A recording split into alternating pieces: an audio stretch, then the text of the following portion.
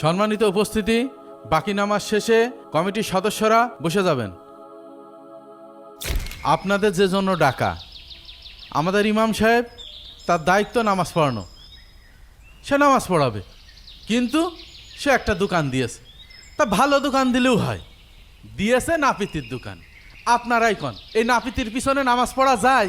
হুম, আমাদের গ্রামের একটা সম্মান আছে, আর আমাদের গ্রামের ইমাম সাহেব যদি নাপিত হয় তার পিছনে কি নামাজ পড়া যায়? আপনারা সভাপতি সেক্রেটারি আছেন, আপনারা এর একটা বিহিত করেন। সভাপতি সাহেব, ইমাম সাহেব তো চুরি ডাকাতি করতেছে না, ইমাম সাহেব হালালভাবে একটা ব্যবসা করতেছে। এই তুমি চুপ করো, তুমি এত বোঝো কেন? আর সে কথা বললেন না। উত্তরপাড়া মসজিদে গেলাম নামাজ পড়তে, ওখানকার মুসল্লিরা আমার ধরে বলল যে তোমাদের মসজিদের ইমাম সাহেব নাকি নাপিত। এখন আপনারাই বলেন, সেখান থেকে উঠে আসা যায়? সভাপতি সাহেব, ওই ইমাম সাহেবের নাপিতির দোকানের জায়গাটা আপনি খালি করেন।